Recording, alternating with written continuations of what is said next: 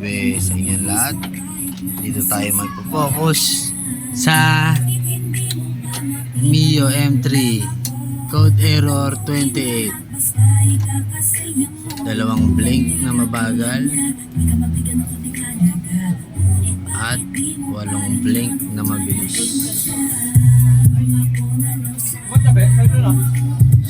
Ang kanyang problema ay ang kanyang engine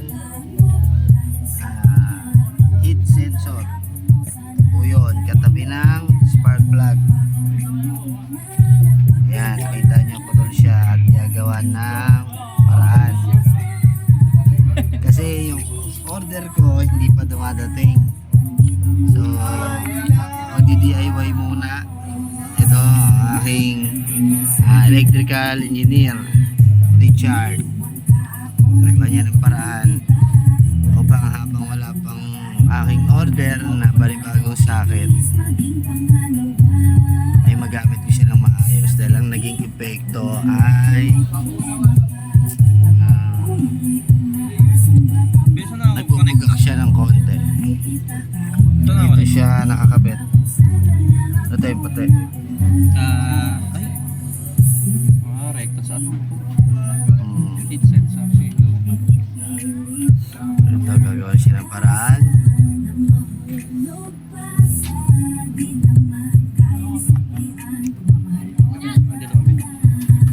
Ito ay DIY lamang in case na hindi ka pa nakakabili or So yung bagong panginang bago kasi yan, ang lupit ng panginang namin, pati handle umuusok. bagong bili Bagong bili lang, which is presyong ano lang.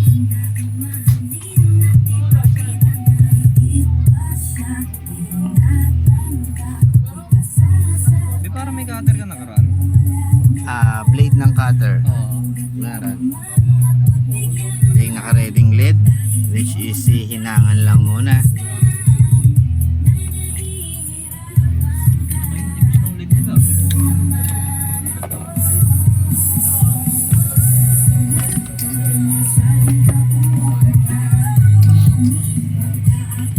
Kailangan niya ay ano ba yun?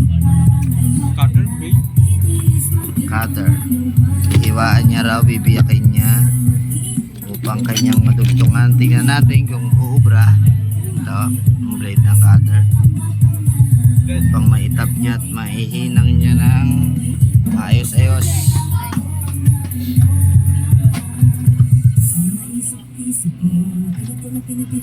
Ito pala ang ating unang vlog sa ating Ambi BTV.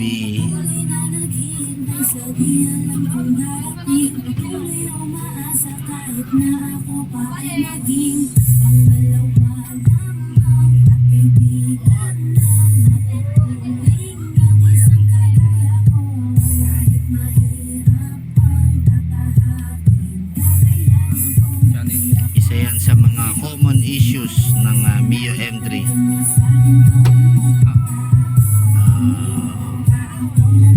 Sa totoo lang, natuklasan ko yan dahil pinanood ko rin sa YouTube. Hinahanap ko ang code 28. Dalawang mabagal na blink ng engine light at 8 mabilis na blink. At ito ang tinuturong diferensya, which is totoo naman dahil nakita kong putol talaga ang wire.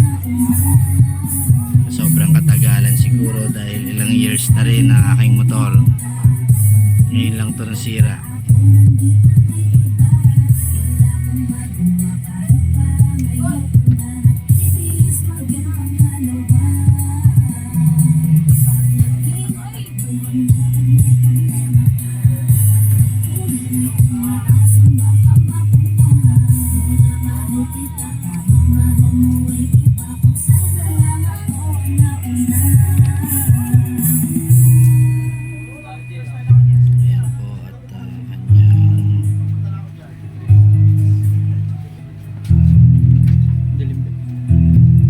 Sinusubukang biyakin sa part na naputol lang sagad ang wire.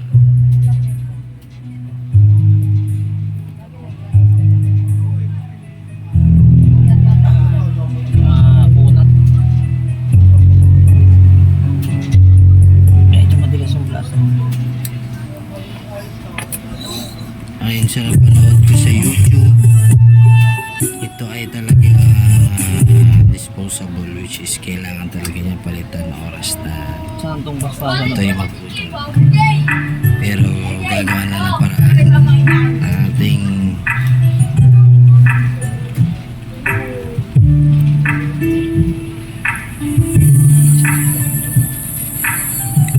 tinutunaw niya po Nabinyagan? upang lumabas. Nabinyagan yung pangina. Ang pangina, first time lang namin ginamit, which is nagbabaga na po ng malaki.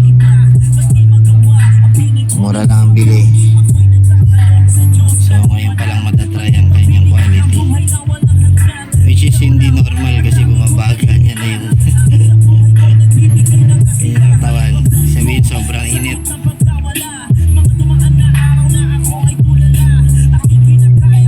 Yan, lalabas siya.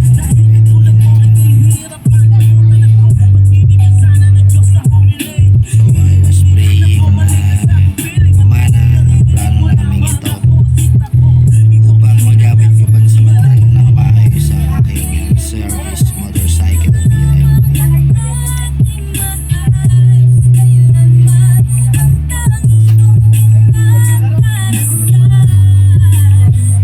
Shout out nga pala dito sa kanyang business na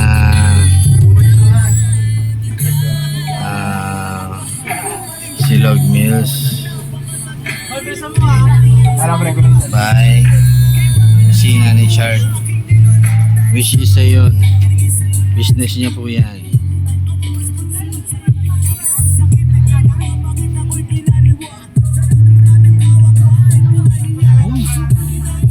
Baga pati yung ano. Yeah, baga na yung katawan. 7. Bago labas ng sakayapon. Hindi pa kasi dumarating yung order ko na ano. Isa, subukan mo ng i-DIY. Say hi ka muna sa aming vlog.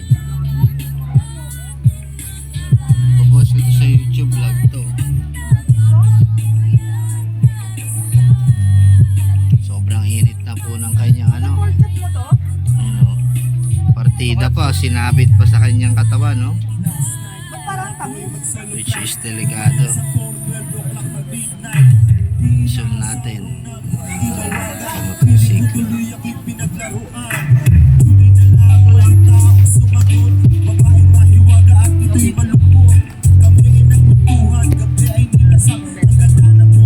Kaya meron tayo.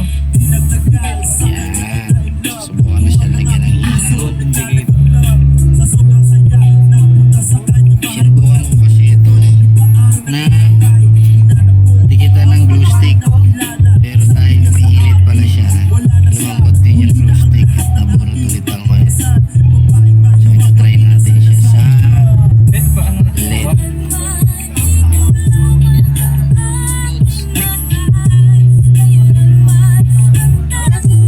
Yan.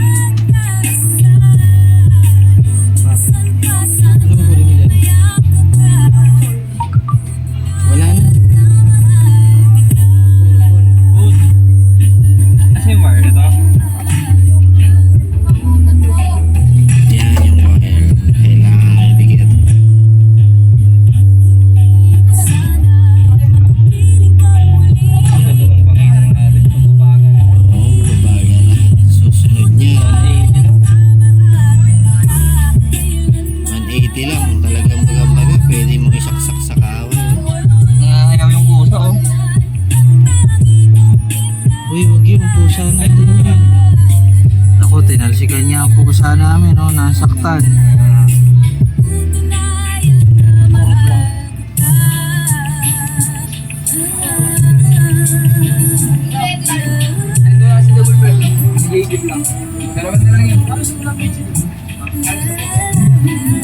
Sana po ito yung mura kung wala pang ating order na bagong sakit, which is 250 pesos, dahil ang nakalagay ay from Yamaha talaga. Pero magat ng tingga natin. Ayaw daw kumagat ng ating LED.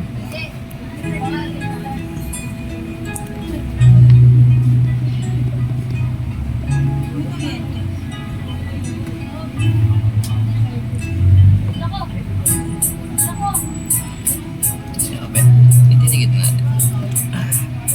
Zoom out tayo ng konti.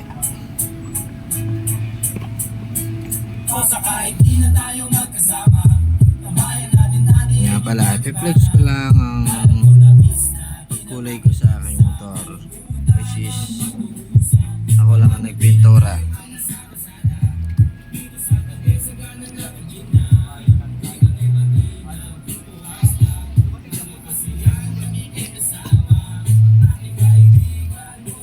Mio M3 ang kamotorsiklo, ako lang ang nagpintura.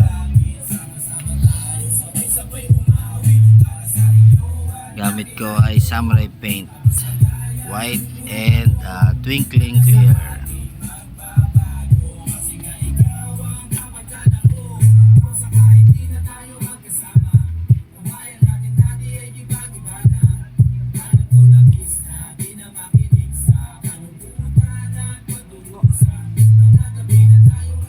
Ang location po natin ay Apelo Cruz, Pasay, Barangay 152. Just look for Richard Bautista.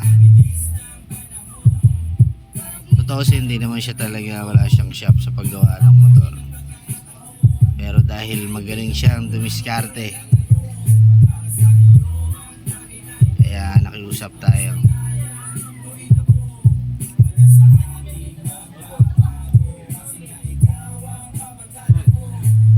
Medyo nahihirapan ng ating Ganda ka po yan. oy pre.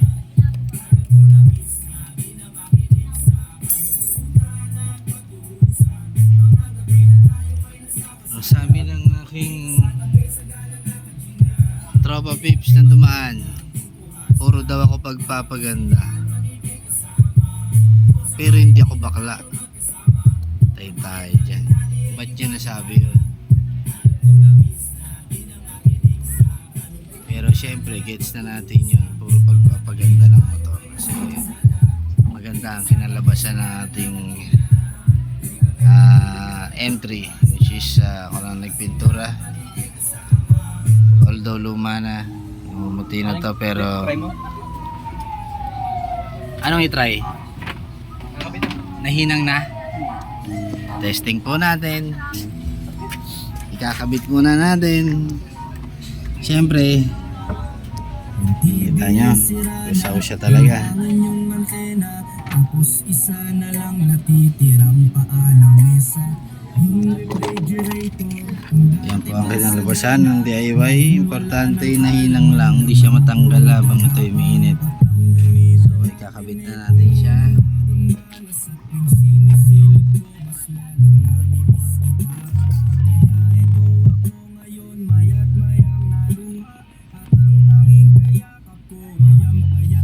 Makita tayo sa ibabaw. Yan. Alisin muna natin yung cover ng spark plug para makita nyo. Yan. So medyo kita na natin siya. Ito. Kabit na natin siya. Ang art niya, Alvin, Oops, yun lang. Hindi na natin siya maipasok. Oops. May lumagotok. What's that?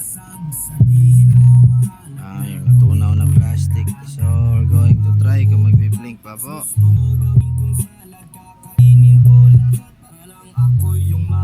I-on natin ang engine.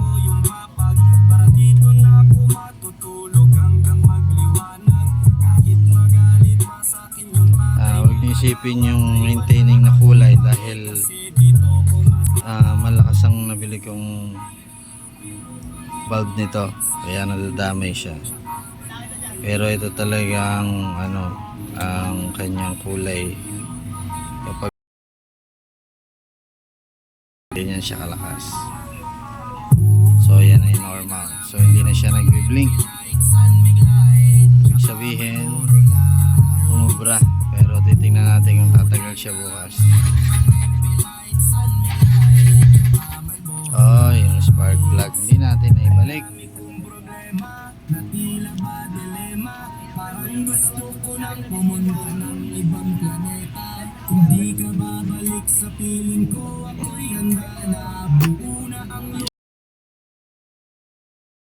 Okay.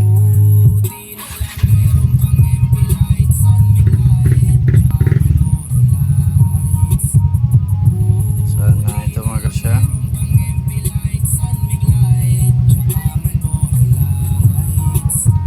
Hindi na siya nag-warning. So yan ay kanyang sagap ilaw lang yan. Tayo ulit. Saan? Yan, ganun kalakas kapag ka nag-engine light siya. Hindi ka magbiblink. So hindi na.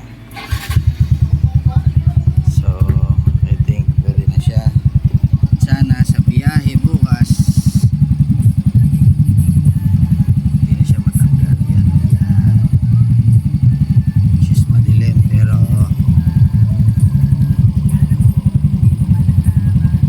siya. Yatin ang flash. Yan. Yan ang inalabasan ng kanyang DIY. Nilusaw ang ibang part para lumabas yung sagad na naputol. Kasi papalitan ko rin naman yan. So, tingnan natin kung bukas ay magiging okay naman siya. Hindi siya matatanggal. Kaya kung hawakan, di ko alam kung may ground or wala. So, papatayin ko muna. Titingnan ko kung may init.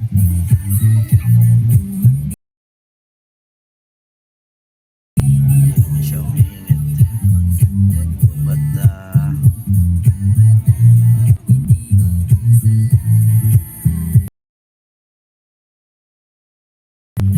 ayan ang pagkakahina niya. Yan. Okay. So, bukas kasi service ko to sa trabaho. Kung obra at hindi na siya masisira.